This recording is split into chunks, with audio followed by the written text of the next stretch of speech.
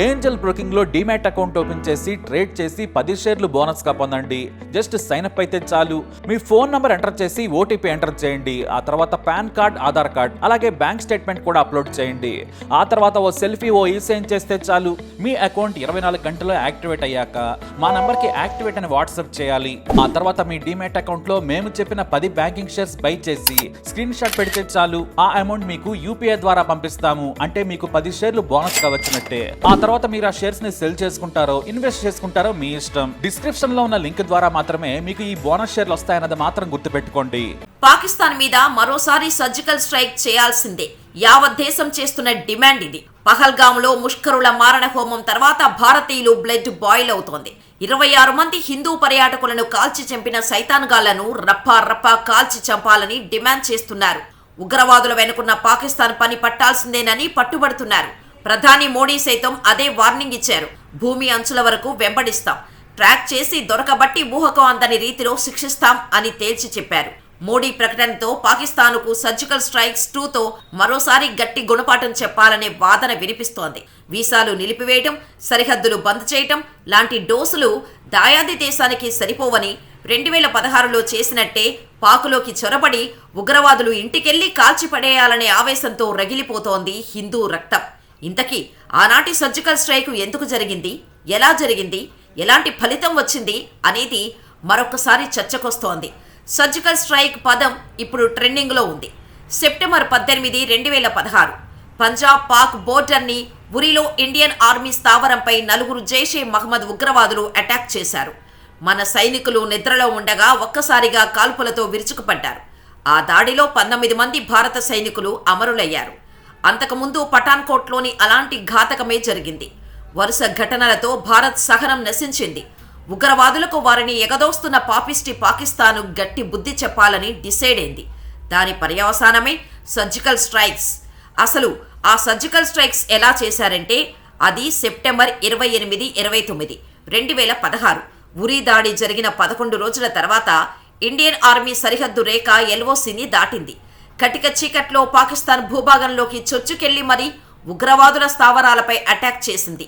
38 నుంచి 50 మంది టెర్రరిస్టులను మన సైన్యం మట్టుబెట్టింది. కొన్ని గంటల్లోనే ఆ ఆపరేషన్ సక్సెస్ఫుల్గా ఫినిష్ చేసేసింది. తెల్లారేసరికల్లా మళ్లీ సురక్షితంగా మన భూభాగంలోకి తిరిగొచ్చేశారు సైనికులు. పాకిస్తాన్కు ఈ విషయం తెలిసేలోగా అక్కడ ఇంకేమీ మిగలలేదు. కాలు కాలిన పిల్లిలా గగ్గోలు పెట్టింది దాయాది దేశం. ఇది జరిగింది. అయితే ఆ సర్జికల్ స్ట్రైక్స్ మరీ ఇంత సింపుల్గా జరగలేదు. మినిట్ టు మినిట్ నరాలు తెగేంత ఉత్కంఠ. భారత ఆర్మీ సత్తా చాటిన ఘటన సర్జికల్ స్ట్రైక్స్ 2016. ఉరి ఉదంతం తర్వాత పాక్ ఆక్రమిత కశ్మీర్పై అటాక్ చేయాలని కేంద్ర ప్రభుత్వం డిసైడ్ అయింది. ఆర్మీకి ఆదేశాలు జారీ చేసింది.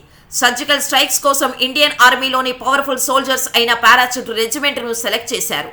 4వ, 9వ, 21వ బెటాలియన్లకు చెందిన 80 మంది ఎలైట్ పారా కమాండోలను రెడీ చేశారు. రీసెర్చ్ అండ్ అనాలిసిస్ వింగ్ భారత వైమానిక దళం మద్దతుతో సెప్టెంబర్ 28 అర్ధరాత్రి స్పెషల్ ఆపరేషన్ స్టార్ట్ చేశారు. ఆ రోజు రాత్రి ఉన్నట్టుండి నియంత్రణ రేఖ వెంబడి ఇండియన్ ఆర్మీ ఫిరంగులతో కాల్పులు జరపటం మొదలుపెట్టింది. పాక్ ఒక్కసారిగా ఉలిక్కిపడింది. ఎప్పుడూ లేనిది ఇండియన్ జవాన్లు తమ భూభాగంపై ఫైరింగ్ చేస్తున్నారేంటని అదిరిపోయింది.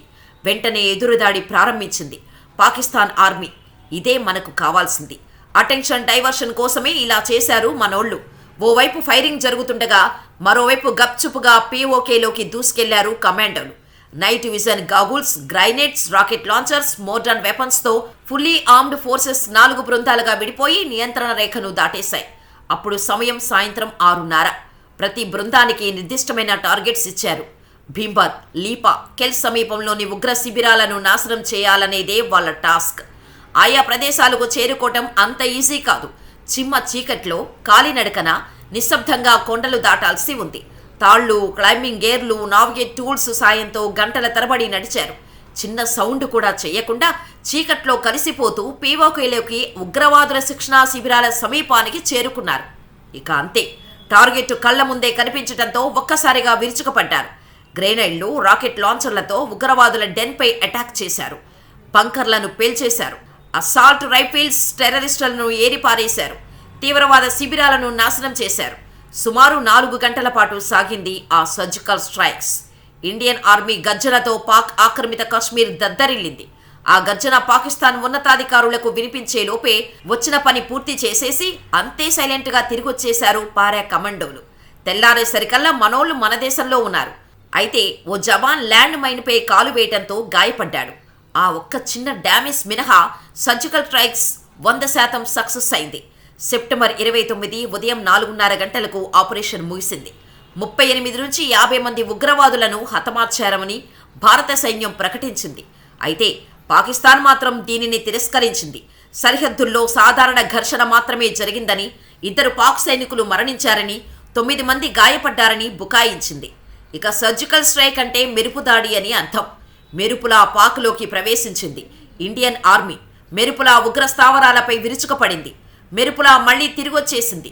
అందుకే పీఓకేలో భారత్ జరిపిన ఆ సర్జికల్ స్ట్రైక్ 2016తో పాక్కే కాదు, ప్రపంచ దేశాలకు భారత సైన్యం సత్తా ఏంటో బలంగా చాటినట్టయింది. ఇజ్రాయిల్ మాత్రమే కాదు, గెరిల్లా దాడులు చేయటంలో భారత్ కూడా దిట్ట అని తేలింది. ఆనాటి సర్జికల్ స్ట్రైక్స్లో పార్టిసిపేట్ చేసిన 19 మంది సోల్జర్స్కి శౌర్య పురస్కారం ప్రదానం చేసింది భారత ప్రభుత్వం. టీం లీడర్ మేజర్ రోహిత్ సూరిని కీర్తి చక్రతో గౌరవించారు. 2 ఏళ్ల తర్వాత 2018లో సర్జికల్ స్ట్రైక్స్ 2016 అటాక్కు సంబంధించిన వీడియో ఫుటేజ్ రిలీజ్ చేసింది సర్కార్. కట్ చేస్తే పహల్గామ్ ఉగ్రదాడి తర్వాత మరోసారి సర్జికల్ స్ట్రైక్స్ జరపాలనే డిమాండ్లు బలంగా వస్తున్నాయి. చూడాలి మరి ప్రధాని మోడీ ఎలాంటి నిర్ణయం తీసుకుంటారో.